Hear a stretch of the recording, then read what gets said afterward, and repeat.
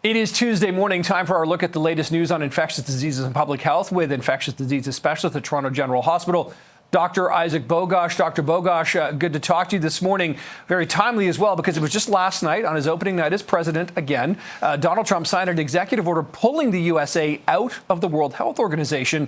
So what kind of an impact could that have on Americans? Of course, we're just across the border as well, and also just on global health.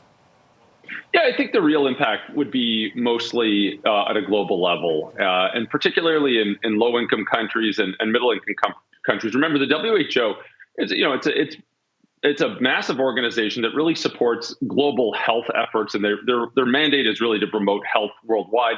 But yes, the biggest impact will be in lower-income countries, and the WHO does a lot of different things. They help out, for example, with health emergencies. So they'll coordinate the response to, for example, big infectious disease outbreaks, the Ebola outbreaks. There's currently, for example, a Marburg outbreak in Tanzania. There was a very recent Marburg outbreak in Rwanda. And the WHO is really helpful in providing technical support and coordination of those outbreaks.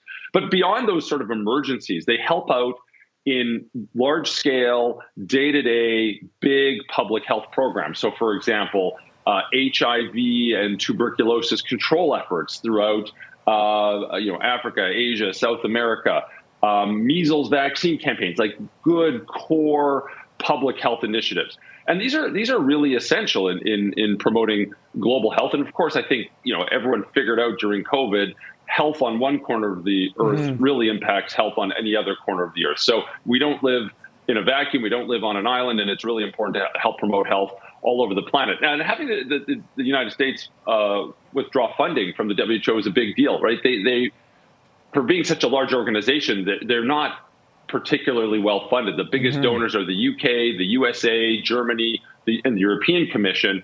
And having the United States withdraw their funding would seriously impact the ability for the WHO to achieve their mandate and really support health. So I think if there's no additional support, the countries that will feel the sting the most would be the lower income countries, unfortunately.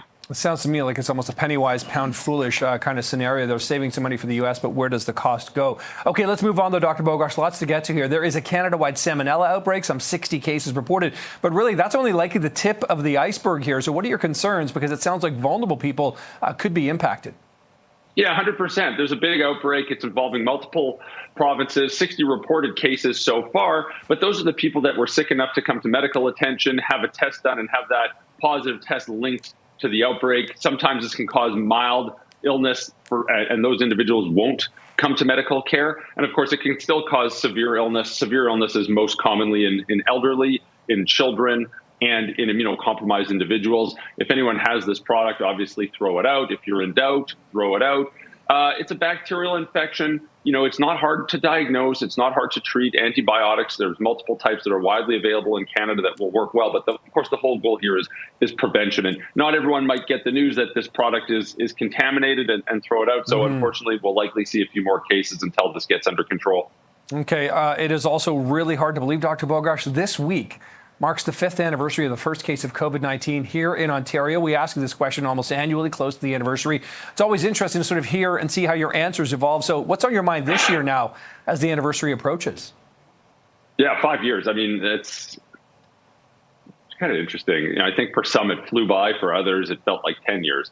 I'm not actually sure how I feel from a time standpoint. Obviously, COVID in the worst days was just horrific. And, I think it's extremely important that even though it's 5 years ago, we remember how awful this was. And sadly, I think sometimes our memories might be short. Remember, this was ripping through nursing homes and long-term care facilities and just had the most devastating impact. We saw lots of patients hospitalized, lots of patients losing their lives, both those who made it to hospital, those at home. And yes, of course, we're in a much better place right now. Of course, we have vaccines and the rate of death, the rate of morbidity has gone down remarkably, but it's not over. And this is still an infection that disproportionately impacts older and more vulnerable individuals.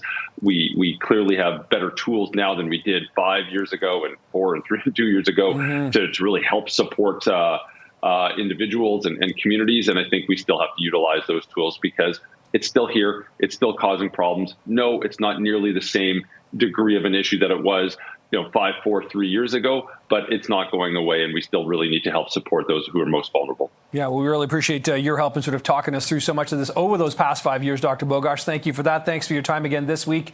We'll see you soon. Have a great day. Thank you.